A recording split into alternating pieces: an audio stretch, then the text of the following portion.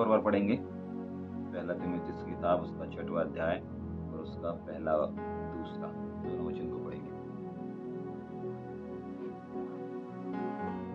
पहला तीमुथियुस 6वां अध्याय का पहला वचन।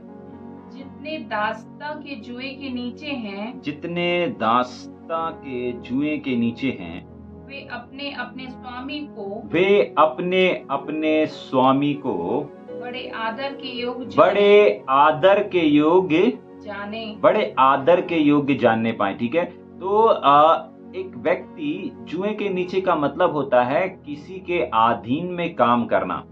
ठीक है कि नहीं, किसी के अंडर में काम करना। अब यहाँ पर चाहे आप शारीरिक कामों को देखें या आत्मिक कामों को देखें, चाहे आप शारीरिक तौर से अपने ऑफिस में, अपने फैक्ट्री में या अपने कंप्यूटर में या जहां पर भी आप नौकरी करते हैं, जहां पर भी आप बिजनेस करते हैं, या जहां कहीं पे भी आप काम करते हैं, चाहे पार्टनरशिप में काम कर रहे हो, चाहे किसी भी क्षेत्र में आप काम कर रहे होंगे, परमेश्वर का वचन कहता है कि अगर आप किसी के अंदर में हैं, अगर आप किसी के अधीन में हैं, तो वहां पर लिखा हुआ है, हाँ, जितने दासत्व के जुए के नीचे हैं वो क्या करने पाए? वे अपने अपने स्वामी के। ठीक है, आप चाहे किराना दुकान में भी अगर काम कर रहे होंगे ना, तो किराना दुकान वाला भी आपका मालिक है। अगर आप सरकार के अधीन में काम कर रहे होंगे ना, तो आपको सैलरी देने वाला आपका स्वामी है, आपका मालिक है। ठीक है, आप कहीं बिजनेस कर रहे होंगे ना, फैक्ट्री में काम कर रहे होंगे, कहीं पर भी आप काम कर रहे हैं, वर्क कर रहे हैं, वो आपका मालिक है और आपका स्वामी है।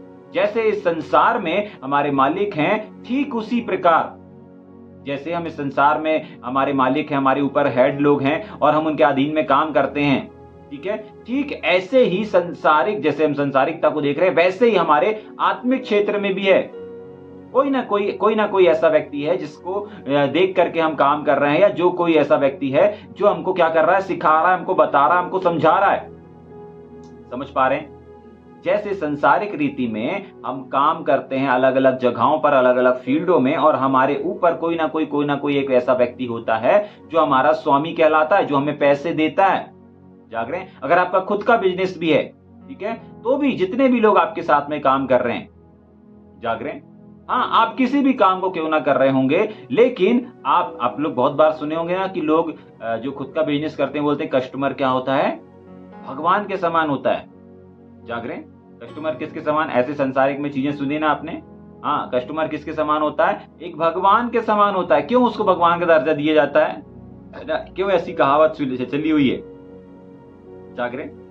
समझ में आ रहा है? कहने का मतलब है यहाँ पर जो लिखा है पहला तीमुथियुस की किताब उसका 6वां अध्याय उसके पहले वचन में, कि जितने लोग दासत्व के जुए के नीचे हैं, मतलब किसी ना किसी व्यक्ति के नीचे जो लोग काम कर रहे हैं, चाहे संसारिक काम हो, चाहे सेवकाई वाला काम क्यों ना हो। ठीक है, चाहे संसारिक काम हो, बिजनेस हो, व्यापार हो, कोई भी हो, जिसके नीचे अगर कोई व्यक्ति काम कर रहा है, जिसके नीचे आत्मिक क्षेत्र में अगर कोई सेवा कर रहा है, उन दोनों के लिए यहाँ पर है, क्या है? हाँ, वे अपने अपने जिस भी क्षेत्र में है वो, इससे कोई फर्क नहीं पड़ता, इससे कोई फर्क नहीं पड़ता।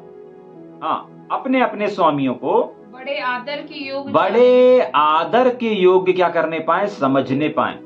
जाग रहे हैं? हाँ, आपको अपने स्वामी को, चाहे वो संसारिकता में हो, चाहे आप फैक्ट्री गोदाम कहीं पे भी काम कर रहे हैं, उनको भी आपको बड़े आदर के योग्य समझना है। और ऐसे ही आपको आत्मिक क्षेत्र में भी जो आपके अगुए हैं, जो आपके लीडर्स हैं, उनको भी आपको क्या करना है, एक आदर के योग्य समझना है। और कैसे एक व्यक्ति का आदर करते हैं, जाग रहे हैं? कैसे हम एक व्यक्ति का आदर करते हैं, ठीक है कि नहीं? उनको फूल बेच करके, उनको बुके बेच करके, उनके साथ समय गुजार के नहीं।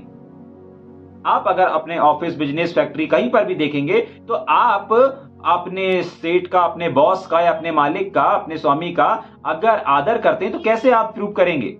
आपको जो काम दिया जाएगा, आपको जो जिम्मेदारी दी जाएगी, आपके ऊपर जिस बोझ को रखा जाएगा, आप उस बोझ को लेकर के चलेंगे, आप उस काम को करेंगे, आप उस कार्य को, उस फैक्ट्री के काम हो, चाहे बिजनेस का काम हो, चाहे दुकान का काम हो, चाहे कोई भी काम क्यों ना हो, जो आपके मालिक आपको बोलते हैं, वो आपको करना पड़ता है। क्यों? क्योंकि वो आपके ऊपर हैं और आप उनके नीचे हैं।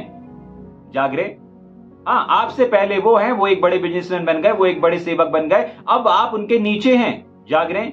अब आप उनके साथ में सहकर्मी हैं, तो जितने लोगों को जो काम दिया जाता है, अगर वो उस काम को पूर्ण ईमानदारी के साथ करते हैं, तब वो कहलाता है कि हाँ, हम उनका आदर करते हैं। जागरे, अगर आप किसी फैक्ट्री में काम कर रहे हैं और बोलते हैं हम अपने बॉस का, अपने सेठ का आदर करते हैं और दिन भर उनको मैसेज भेजते रहें, उनसे प्यार करते रहें, ठीक है कि नहीं, लेकिन जो उन्होंने काम दिया है, जो उन्होंने जिम्मेदारी दिया है, जो उन्होंने बोला है, अगर आप उनकी बात को नहीं मानते, तो क्या आप आदर कहलाते, क्या आप आदर करने वाले कहलाते हैं?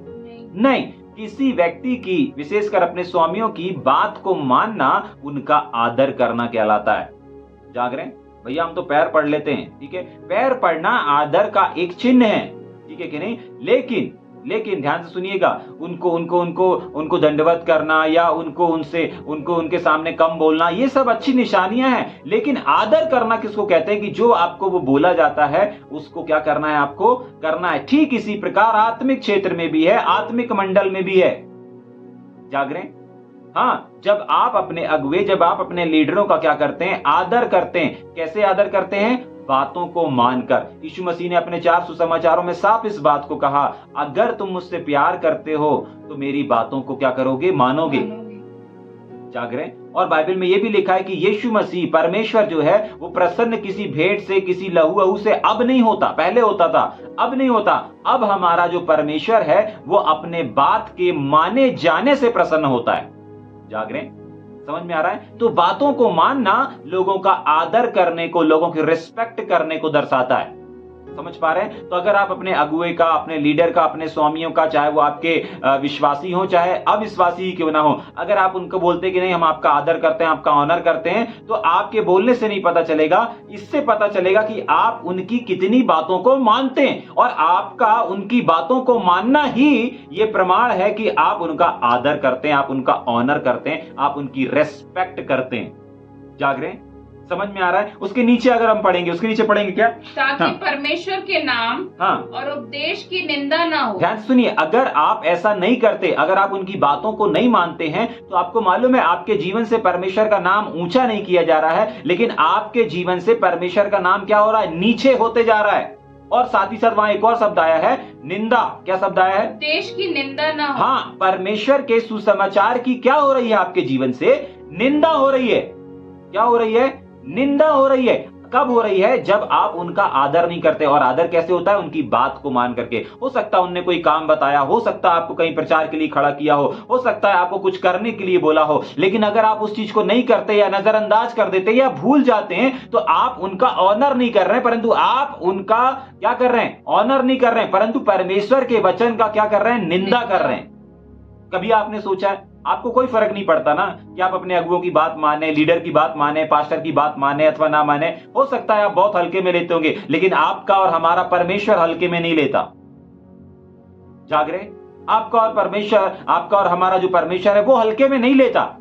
आपको मालूम है उसको कितनी तकलीफ होती है जब आप किसी एक अगुए की बात नहीं मानते। इसका मतलब आप परमेश्वर का आदर नहीं करते, उसके वचन की क्या हो रही? निंदा हो रही है। समझ में आ रहा है? अगर आज आप कहते हैं कि मैं अगुओं का आदर करता हूं, तो आदर करना उनके पैर पड़ लेने को नहीं कह देते, उनके लिए ठंडा पानी लाने के लिए नहीं कह देते। हर एक वो बात, हर एक वो काम जो वो आपको करने के लिए बोलते हैं, हर एक वो चीजें जो वो आपसे कहते हैं, अगर आप उन चीजों को करते हैं तो आदर करना होता है। अगर आप ऐसा नहीं करते तो वहां साफ लिखा हुआ है कि परमेश्वर और परमेश्वर के वचन की क्या होती है आपके जीवन से। जबकि आपके जीवन से क्या होना चाहिए? आप एक सेवक हैं, आप एक लीडर हैं, आप एक प्रचारक हैं। आपके जीवन से परमेश्वर के वचन की महिमा होनी चाहिए, आपके जीवन से परमेश्वर का वचन फैलना चाहिए। आप जगत की ज्योति है, वो ज्योति चमकना चाहिए। लेकिन यहां उल्टा हो रहा है। अगर आप अपने स्वामी, अगर आप अपने अगुओं के अधीन में नहीं है, अगर आप उनकी बात को नहीं मानते, तो बात ना मानने से हो क्या रहा है? आपके जीवन से, आपके द्वारा परमेश्वर के वचन की, परमेश्वर के नाम की क्या हो रही है? निंदा हो रही। ठीक, आगे पढ़ेंगे। जिसके स्वामी विश्वासी हैं, ध्यान से सुनिए, मैंने इससे पहले कहा था कि जिसके स्वामी विश्वासी हैं और जिसके स्वामी विश्वासी नहीं है, हो अथवा ना हो, दोनों के लिए लिखा हुआ है। यस, पढ़ेंगे। जिसके स्वामी विश्वासी हैं उन्हें वे भाई होने के कारण तुच्छ न जाने। हाँ, बहुत बार ऐसा होता है ना कि हमारी फैमिली में, ध्यान से सुनिएगा, बहुत बार ऐसा होता है कि हमारी फैमिली में कोई परमेश्वर का सेवक रहता है, हमारी फैमिली में कोई परमेश्वर का मैन ऑफ गॉड रहता है, लेकिन उस मैन ऑफ गॉड को लोग बहुत हल्के में लेते हैं। क्या करते हैं? बहुत हल्के में लेते हैं। जाग रहे हैं? अगर आपका बेटा परमेश्वर का एक सेवक है तो मां लोग विशेष करके बहुत हल्के में लेंगी। समझ में आ रहा है? बहुत हल्के शब्द में उनको लेंगी, बहुत हल्के में उनकी बातों को लेंगी। अगर किसी का भाई मैन ऑफ गॉड होगा तो वो अपने भाई को वैसा नहीं देखेगा, वैसा नहीं पेश करेगा जैसा वो परमेश्वर के लोगों उसके साथ करता है, वैसा बर्ताव करेगा जैसा वो उसका भाई है। हाँ, वो भाई है, लेकिन साथ ही साथ वो क्या है? एक मैन ऑफ गॉड भी है। क्या लिखा है वहां पर? हाँ, वे भाई होने के कारण, हमारा अपना होने के कारण, हमारे फैमिली का होने के कारण तुच्छ न जाने, हल्के में ना लें। याद रखिएगा, अगर आपका भाई, अगर आपकी बहन, अगर आपके बेटे, अगर आपकी बेटियां परमेश्वर के काम को कर रही हैं, परमेश्वर की सेवकाई को कर रही हैं, तो आपको उनको हल्के में नहीं लेना है। हाँ, आपको उनको तुच्छ नहीं जानना है, आपको उनको पूरी पवित्रता के साथ परमेश्वर का एक महान सेवक समझना है, जिस काम को वो अंजाम दे रहे हैं उसके योग्य उनको समझना है। जाग रहे हैं? समझ में आ रहा है? आप नहीं समझेंगे, आप परमेश्वर के वचन की निंदा कर रहे हैं। आपके जीवन से परमेश्वर को महिमा मिलना तो छोड़िए, परमेश्वर के वचन की निंदा हो रही है। जाग रहे हैं? हाँ, पढ़ेंगे आगे जल्दी से। वरन उनकी और भी सेवा करें, वरन उनकी और भी सेवा करें। पता है और भी शब्द क्यों लिखा है? क्योंकि वो तो उनके घर में, वो तो उनके पास में, वो तो उनके अपने, वो तो उनका भाई है, वो तो उनका बेटा है, वो तो उनकी बहन है, वो तो उनके परिवार का ही है, वो तो उनकी पत्नी। और भी ज्यादा क्या करें? सेवा करें। और भी, हाँ, एक सेवक जब हमारे बीच में आते हैं ना, तो उनको हमारे पास थोड़ा सा समय रहता है। 2 दिन के लिए अगर कहीं गए तो 2 दिन रहेंगे कि हम उनकी सेवा कर सकते हैं, अच्छा बना के खिला सकते हैं, अच्छे उनके पैर दाब सकते हैं, अच्छे से उनकी खातिरदारी कर सकते हैं। ठीक है कि नहीं? हाँ, करते भी हैं लोग।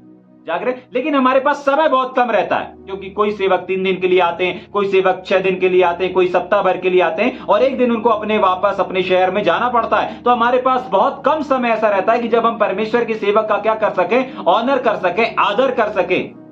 और जितने दिन वो रहते हैं हम उनकी बातों को मानते हैं। जाग रहे हैं? लेकिन ठीक यहां पर अगर आपके घर का कोई ऐसा व्यक्ति है तो आपको पास तो और ज्यादा अवसर है, और ज्यादा समय है कि आप उनका और ज्यादा ऑनर कर सकें, और ज्यादा उनको सम्मान दे सकें, और ज्यादा उनकी खातिरदारी कर सकें, और ज्यादा आप उनसे आशीषों को प्राप्त कर सकें। जाग रहे हैं? समझ में आ रहा है? या ऊपर से? हाँ, पढ़ेंगे उसके आगे। क्योंकि इससे लाभ उठाने वाले भी विश्वासी और प्रेमी हैं। विश्वासी हैं और प्रेमी हैं। जाग रहे हैं? समझ में आ रहा है या ऊपर से जा रहा है? आप अगर प्रेमी कहलाना चाहते हैं, आपके आसपास, अगर आपके घर, आपके परिवार में, आपके दोस्त, आपका भाई अगर कोई परमेश्वर के काम को कर रहा है, परमेश्वर का सेवक है, तो उसको हल्के में मत जाने। जाग रहे हैं? उसको अपना लंगोटिया यार मत समझ लीजिए। आप अगर उनसे कुछ प्राप्त करना चाहते हैं तो आपके पास ज्यादा समय है। आपको मालूम है, परमेश्वर के सेवक को आप फोन करेंगे, हो सकता है आपका फोन ना उठाएं। परमेश्वर के सेवक को आप कहीं बुलाएंगे, वो ना आए। लेकिन अगर आपका मित्र कोई परमेश्वर का सेवक है, वो फटाक से आ जाएगा। जाग रहे हैं? हाँ, जब आप अपने दोस्तों को बुलाते, अपने भाइयों को बुलाते, फटाक से आ जाते हैं, संकट में, परेशानी में आ जाते हैं, बड़े आसानी से आप उनसे बात कर पाते हैं। ठीक उसी प्रकार आप, जब आपको आसानी से मिल जा रहा है, आपका भाई सेवक है, आपका पापा सेवक है, आपकी पत्नी सेवक है, आपका पति सेवक है, सेवकाई में है, तो आप बहुत आसानी से इनसे मिल सकते हैं, प्रेज़ लॉर्ड, इनके साथ समय गुजार सकते हैं। तो और भी ज्यादा आप इनके करीब रहिए, और भी ज्यादा इनका ऑनर करिए, और भी ज्यादा इनकी बातों को मानिए। जाग रहे हैं? और ऐसा करने से, वहां पर लिखा है, ऐसा करने के लाभ उठाने वाले बहुत हैं, और लाभ उठाने वाले प्रेमी भी हैं। जाग रहे हैं? तो आपके पास अवसर है, आपके पास समय है कि अगर आपके आसपास या आपके परिवार में या आपके रिश्तेदारों में अगर कोई मैन ऑफ गॉड है तो आपके पास समय है।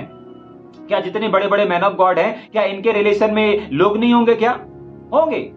आज जिन बड़े बड़े भविष्यवक्ताओं से, बड़े बड़े नबियों से हम लोगों के यहाँ जो लोग आते हैं कुछ समय के लिए, 3 दिन के लिए, 4 दिन के लिए, 5 दिन के लिए, क्या वो अपने परिवार में भी ऐसे ही समय देते होंगे? नहीं, इससे कहीं ज्यादा समय देते होंगे, इससे कहीं ज्यादा उनसे फेलोशिप में रहते होंगे। तो उनसे ज्यादा, हम लोगों से कहीं ज्यादा उन लोगों के पास अवसर रहता है कि वो उनको मैन ऑफ गॉड समझ करके उनकी आशीषों को, उनके अभिषेक को अपने अंदर खींच लें। जाग रहे हैं? लेकिन बहुत बार इसका उल्टा देखा जाता है कि वो एक कहावत थी ना, हम लोगों ने बचपन में सुना था कि घर की मुर्गी दाल बराबर। जाग रहे हैं? घर की मुर्गी दाल बराबर। तो बहुत बार क्या होता है ना कि घर के सेवक, घर के लोगों को लोग बहुत हल्के में समझते हैं, बहुत हल्के में समझते हैं। जाग रहे हैं? समझ में आ रहा है? और ऐसे हल्के समझने से परमेश्वर का वचन कहता है, देखो तुम्हारे जीवन से ना मेरे वचन की निंदा की जा रही है। जाग रहे हैं? तो सावधान, अगर आज आपके घर, आपके परिवार में कोई परमेश्वर का बेटा है, परमेश्वर की सेवक है, जो आपके ही घर का है, आपके साथ ही खेला बड़ा हुआ और आज वो एक सेवकाई का काम कर रहा है, तो उसका ऑनर करना सीखें। जाग रहे हैं? तो आप अपने जीवन में परमेश्वर के वचन को क्या करेंगे? ऊंचा उठा पाएंगे। आपके जीवन से परमेश्वर के वचन की निंदा नहीं होगी, परंतु आपके जीवन से परमेश्वर के सिर को, परमेश्वर के मस्तक को और ऊंचा किया जाएगा। जाग रहे हैं? समझ में आ रहा है? और आप उसके अभिषेक को, उस सेवक के अभिषेक को अपने जीवन में, अपने घर में, अपने परिवार में, अपने व्यवसाय में देखने पाओगे। जाग रहे हैं? समझ में आ रहा है या ऊपर से जा रहा है?